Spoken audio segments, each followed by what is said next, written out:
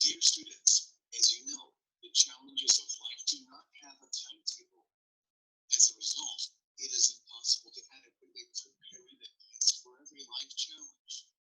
We are in the middle of a worldwide pandemic, COVID-19, accompanied by disruption of our normal mode of life, including information and learning.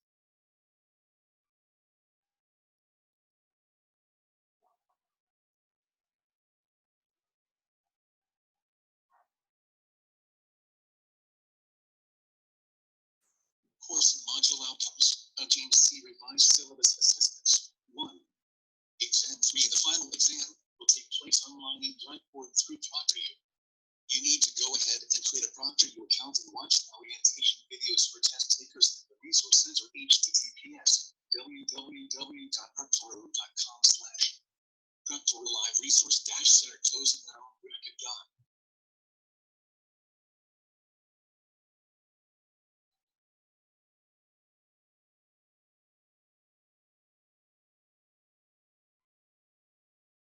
Instruction regarding proctored examination is found in the Proctor Guidelines Forms module, which is located above the Week 1 module. 2.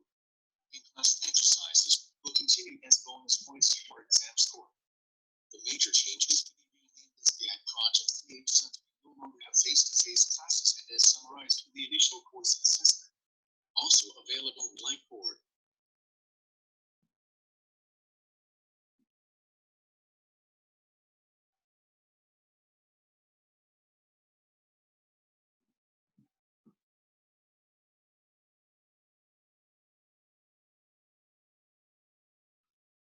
Three, presentations will be done remotely through Zoom screen share as well as posted as a YouTube video clip in a weekly module. 3. Types of exam 3 and final exam will be multiple choice questions instead of problem solving or fill in blank questions. This change is due to low scores of students when they were problem solving questions. 4. Course materials, a James C. textbook.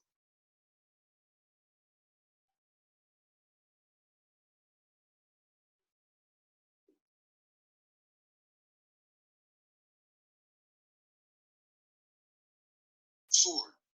Course technologies, we will use Zoom to meet virtually. Prior to the COVID-19 pandemic, we had in-class face-to-face class session on Tuesdays and Thursdays. Our new virtual meeting room is https zoom.com/mic/physics without tears. We will use this link each time we have an online class session. The meeting ID is 457,705,154 in case you're joining from your browser. Grades will be updated at the end of every week in Blackboard.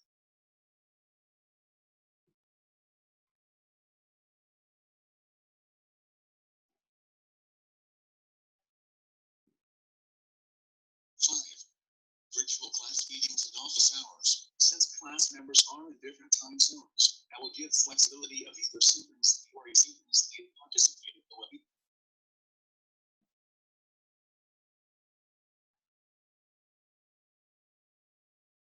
5.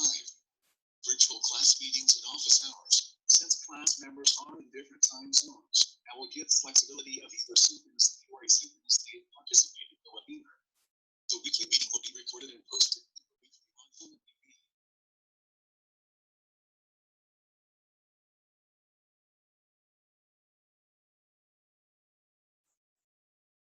While I will miss the face-to-face meetings, I encourage you to take advantage of the flexibility that comes with online course delivery and learning, including 24/7 access to course materials, ability to rewind and review the recorded virtual sessions, studying during your most productive time, one-on-one virtual meetings with instructor, no need to physically come to one geographic location.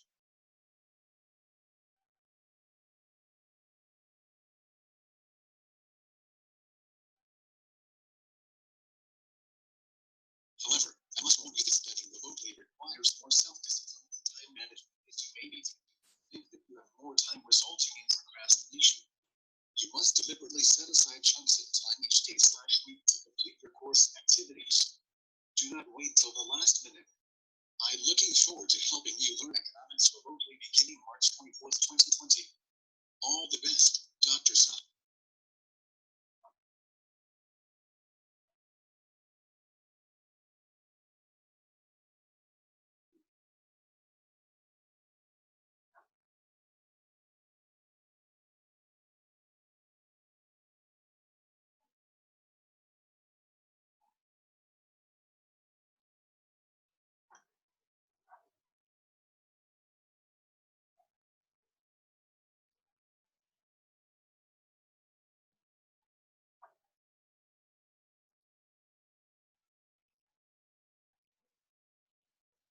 Okay, and now we move on to the chapter 9.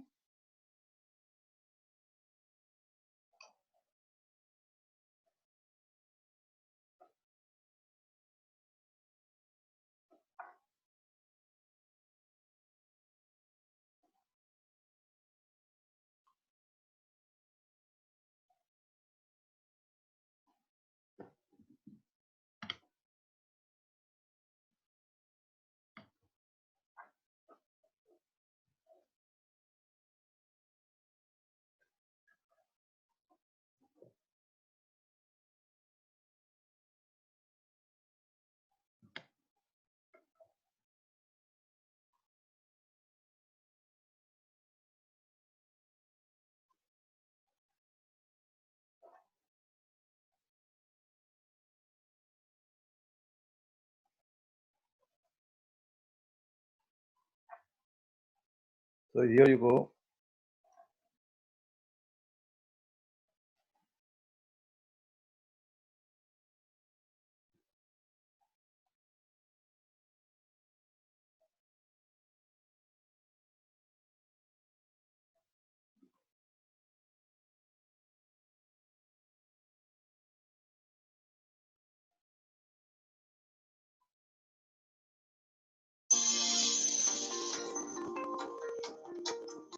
Right now, there are many trade barriers, tariffs against American companies that have to be knocked down. We need to grow jobs in America. That's going to happen because of trade. The ability to do international business is critical to us because so many of our jobs rely on it. 100% of the jobs here at the Pipeline Development Company depend on being able to export. Our customers are all over the world. We're not talking about exporting jobs. We're talking about making goods and exporting goods, and that creates jobs. We need Congress, we need the White House to get rid of these trade obstacles so that we could grow, hire more people, have less unemployment in our country.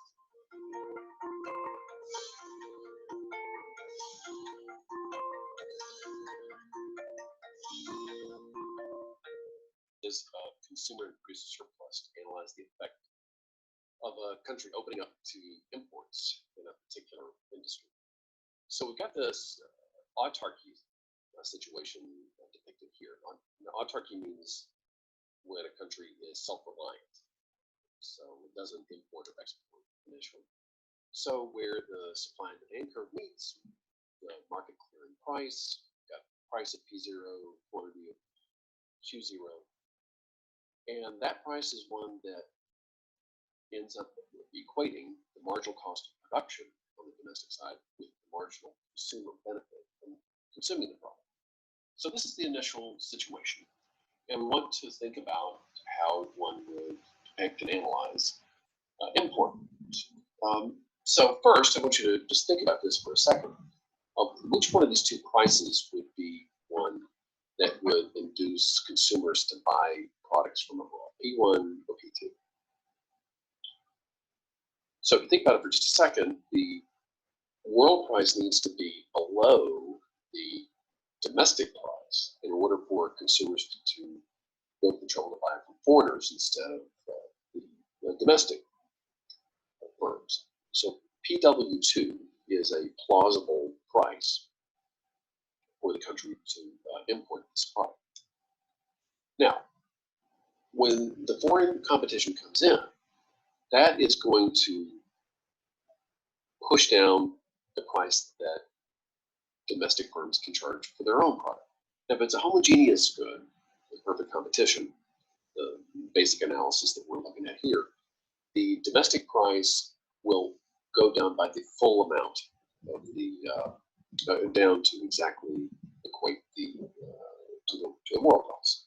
How would consumers respond to this? Well, there are going to be some consumers who are not going to be able to afford and be willing to buy this product, so that the domestic quantity consumed increases from Q0 to Q2, i.e., where the world price just meets the demand curve. So you take the price, go over to the demand curve, go down. That's the quantity consumed. That increases because the price that this product is available for has gone down. And domestic producers will scale back on their production. The price means that the price fall means that some firms in the domestic market who were able to sell this product at P0, a higher price, are going to leave the market if the price goes down. And that could be because their individual firms that leave completely, or an existing firm scales back in its production. We've got an upward sloping supply curve, which reflects increasing marginal cost, so that the decrease in production is correlated with lower marginal cost. And we measure or depict imports as being the horizontal distance between the quantity consumed, Q2, and the quantity produced, Q1. If imports is consumption minus production on the domestic side. Now we want to use these concepts of producer and consumer surplus. Now I've got a bunch of letters here across this graph. Let's use the tools that we've used or developed in the producer and consumer surplus videos. So at autarky, we're going to have a measure of the benefits to producers, i.e. the producer surplus. That will, at price P0, that is going to be depicted as G, H, and I. So that is the payments to fixed factors plus economic profit to the domestic firms when they don't have any international competition to worry about. That is at price P0.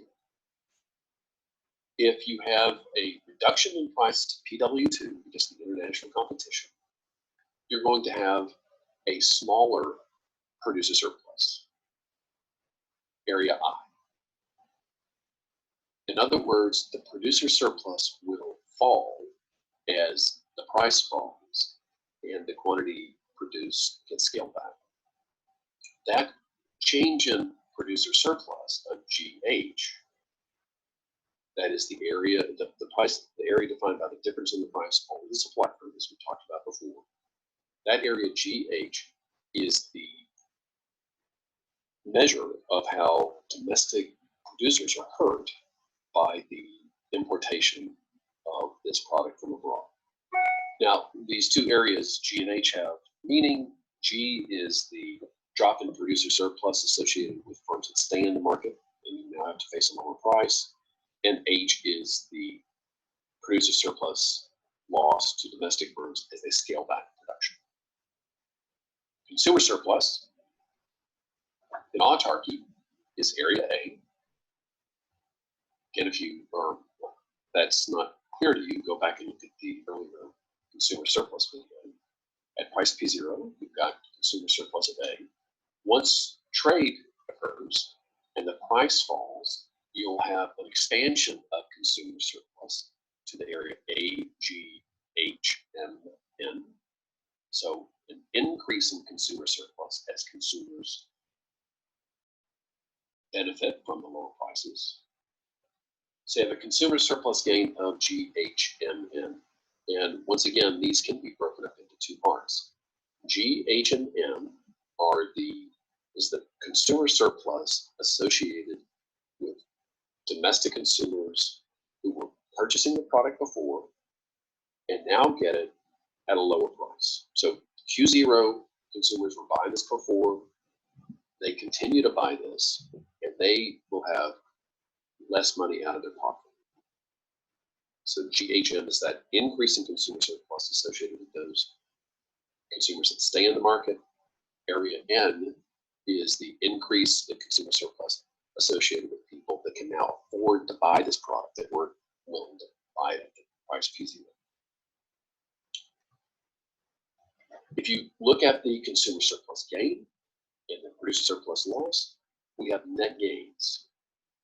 If you consider a transfer between the domestic agents, the domestic consumers and domestic producers to have no effect on welfare, we don't really care who keeps the dollar as long as it stays domestically, then the net effects, the consumer gain minus the producer loss, is area M and N. Those are the efficiency gains associated with imports. Now we can talk about a further economic interpretation of these two areas. We'll do that in the following discussion. So we have an increase of consumption from Q0 to Q2. The PowerPoint says Q1, but it's an increase from Q0 to Q2 in terms of domestic consumption. The total consumer benefit from that increased consumption is the area under the demand curve, N plus K. Consumers only had to pay K to foreigners. So you have a net benefit to consumers, to new consumers, of N. That's the consumers that are priced into the market because of the lower price. On the production side, we've got a decrease of production from Q0 to Q1. We have a savings on the variable cost of production of MJ, that's the area under the supply curve. So society basically gains that back. And the cost of importing these goods is J. So you have to pay that to foreigners. So that the benefits from reducing cost of domestic production is area M. So we have these two effects. N is in Nancy, is the benefits from new consumers that are now able to buy the product. M is the benefits associated with getting some of this production from lower cost foreigners rather than higher cost domestic producers. So we've got the summary of this is very straightforward. If you import the product, domestic prices will fall because of the import competition. And this possibility of importing the product from abroad will end up helping some and hurting others. Consumers gain, domestic producers lose. But the gains to the consumers outweigh the losses to producers. Now, this clearly is going to cause controversy for the people that are involved in this import competing market, at least in terms of the producers. The workers and firms that operate in this market are not going to like this. There's going to be a small to no consequence to them that the consumers benefit. They are hurt, but the overall effects are nonetheless positive if we weigh the different moves equally. I also want to emphasize that the consumers in this market may not be only the final consumers. For example, somebody walking in buying a t-shirt. The consumers of these products may often be industrial consumers. For example, many of the products coming into the United States today are imported intermediate inputs. For an automobile industry, cheap steel coming in from abroad benefits a consumer, but that consumer is an industrial consumer. And so you lose jobs in the steel industry if you increase imports at a lower price, but you gain on the auto side, on the user side. In short, with this perfect competition, homogeneous goods story, we can definitely say that the net gains to the economy are positive when you open up to imports. In later videos, we'll talk about how this might be different, if at all, if we had imperfect competition, monopoly, or differentiated products.